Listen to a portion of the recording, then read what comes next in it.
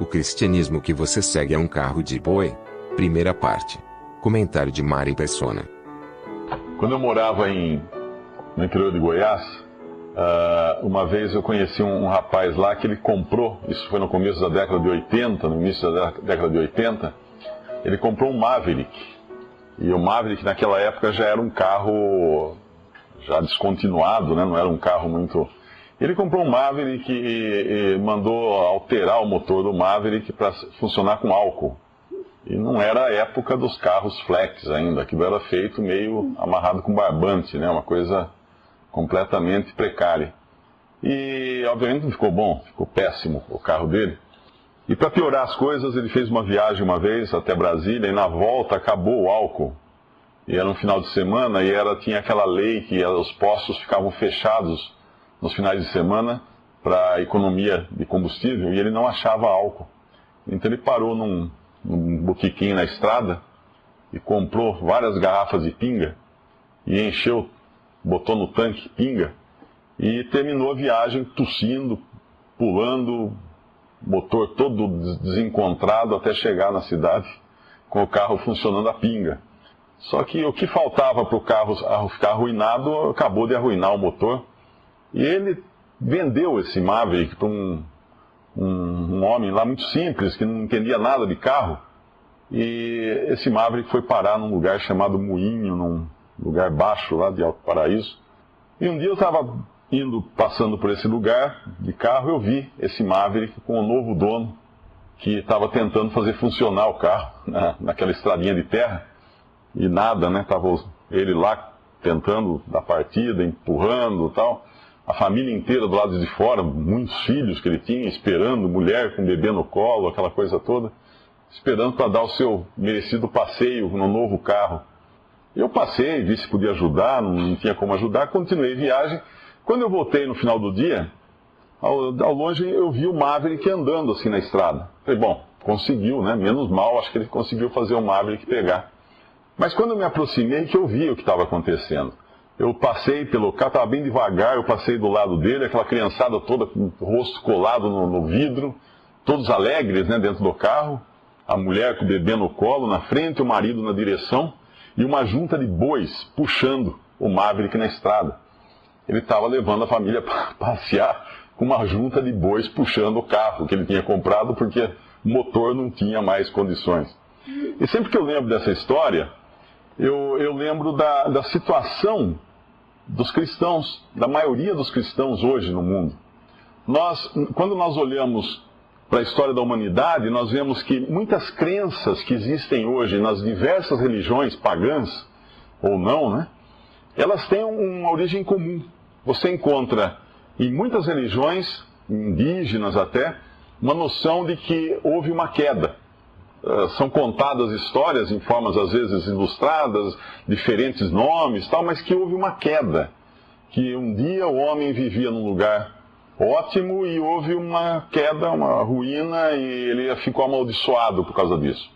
Aí você encontra outros elementos também que existem na Bíblia, mas aparecem nas lendas, por exemplo, o dilúvio. Muitas religiões falam do dilúvio, religiões que praticamente não tiveram contato entre si. Existe a noção do dilúvio até entre os incas. Existe a noção de que um dia houve um dilúvio universal que encheu o mundo de água.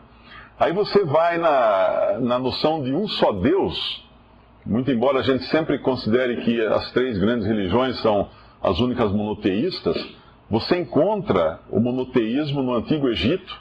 Um dos imperadores do Egito, um dos faraós, instituiu o monoteísmo no Egito, muito tempo atrás. Você encontra entre os incas ainda também um imperador dos incas que estabeleceu o monoteísmo no seu governo.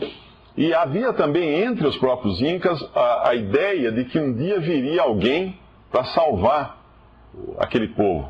E essa mesma noção existe em muitos outros povos em todo o mundo. Outra coisa também que é encontrada na maioria das religiões é a ideia de que é necessário um sacrifício para apaziguar um Deus qualquer que seja esse Deus que as religiões adotem, mas que existe uma necessidade de um sacrifício. Então você vai, até no Brasil, você vai na Umbanda, na Macumba, no Candomblé, você encontra a noção de sacrifícios de animais, sempre com aquela ideia, Deus está irado e nós precisamos apaziguar o Deus ou deuses. E em todas as religiões você encontra também essa noção de sacrifícios, que tem uma origem comum. E aí nós vamos na Bíblia, nós vamos ver ao longo do Antigo Testamento tantos e tantos sacrifícios de animais, uma forma de cobrir o pecado do homem, de prover um substituto para o homem na forma de um animal sacrificado. Então tudo isso, na realidade, mostra que as crenças, por mais distorcidas que elas sejam hoje, espalhadas por toda a humanidade, elas têm uma origem comum. Obviamente, com o tempo, se perdeu, se misturou, inventaram outras histórias e colocaram outras coisas, e acabou nessa profusão que nós temos hoje de religiões e de crenças. A mesma coisa acabou acontecendo nos últimos 2000 anos. Quando nós pegamos o cristianismo puro, que o Senhor Jesus veio ao mundo, falou o Evangelho e depois morreu, foi morto, ressuscitou ao terceiro dia, subiu aos céus, e toda essa história do Evangelho, todos esses fatos, foram passados então depois, ao longo das gerações.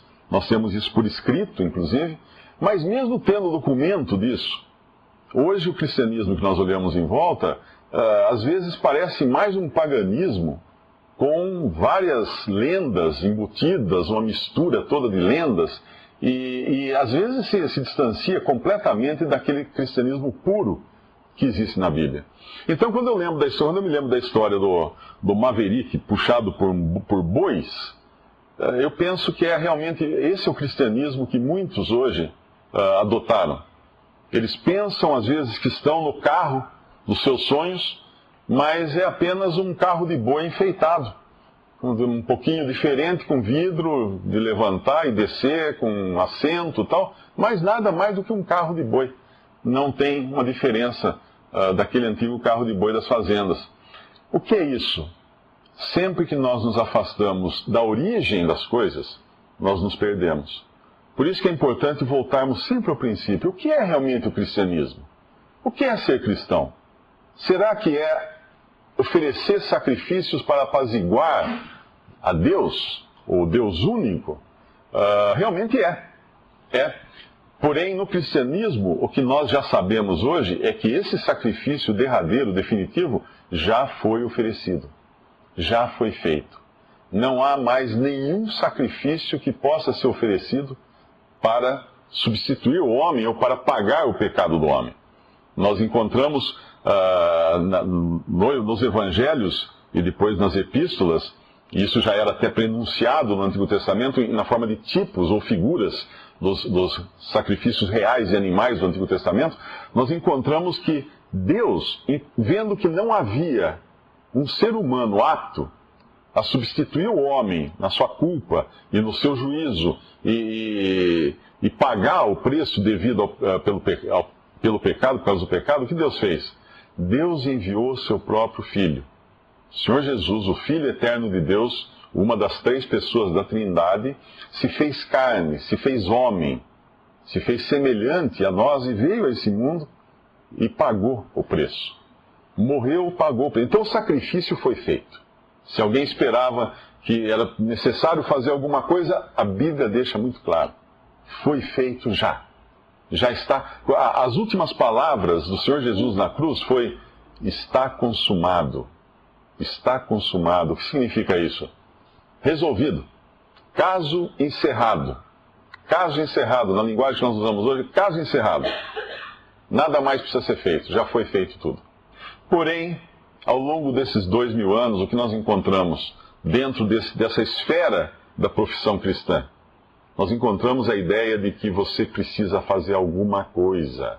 Você precisa, se nós formos ao catolicismo, por exemplo, existem as doutrinas básicas cristãs dentro da doutrina católica, porém, vem todas as lendas embutidas também, que você precisa se afligir, você precisa rezar terço, novena, ou rezar por mortos, que já partiram, e isso, fazer aquilo, e quem sabe, talvez, numa remota possibilidade, Deus possa depois pesar os seus pecados e os seus bons feitos e falar assim, não, pesou mais na balança, ele foi mais bom do que ruim, e aí vai para o céu, talvez passando uma temporada de purificação no purgatório.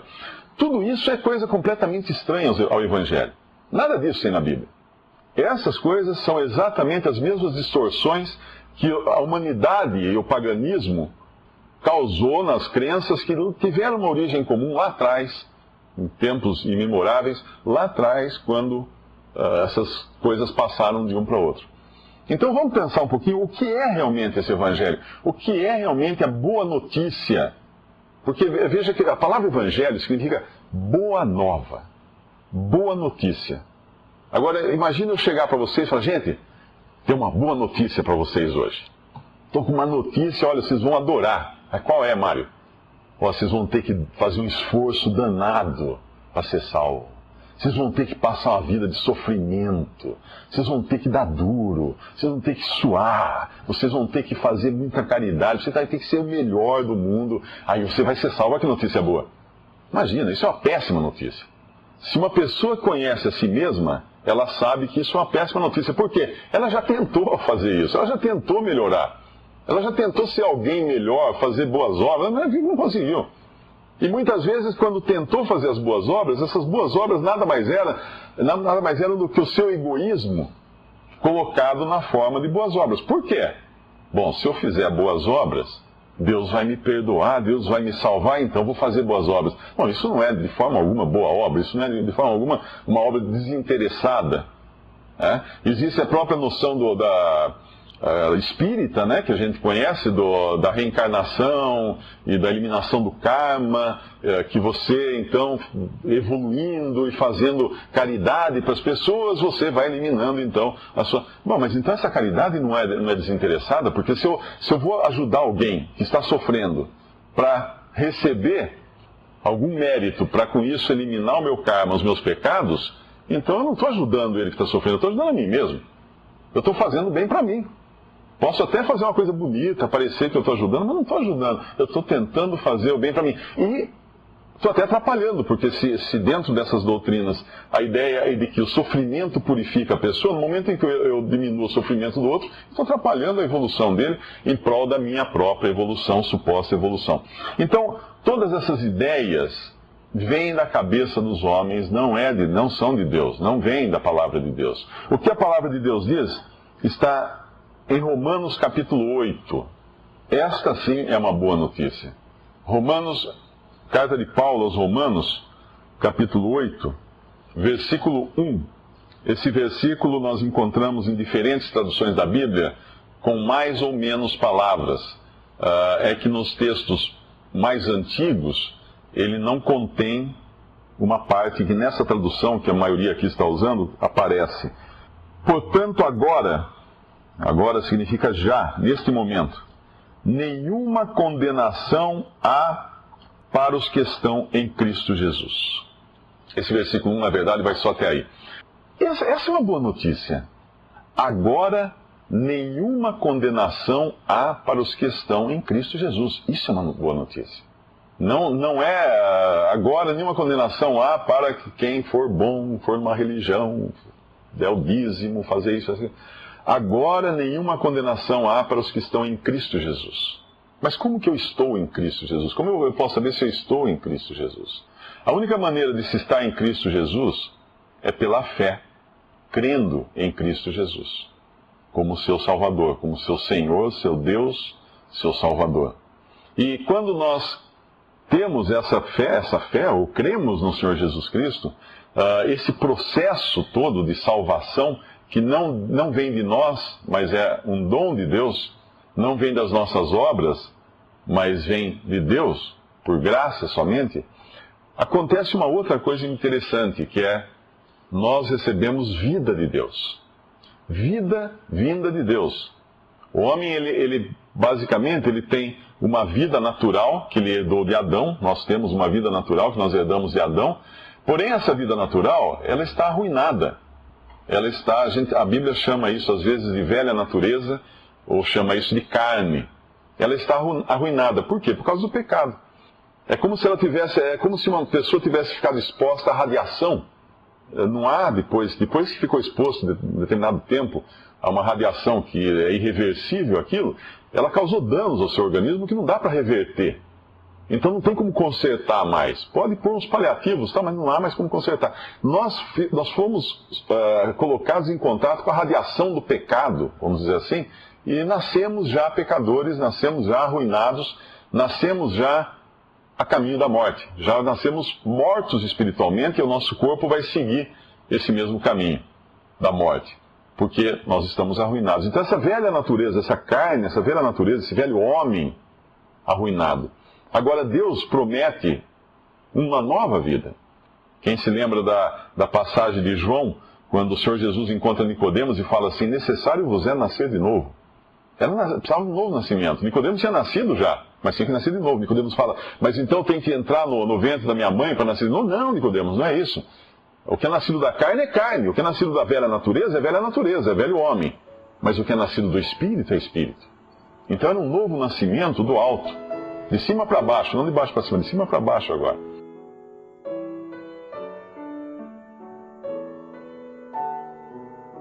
Visite Respondi.com.br. Visite também 3minutos.net.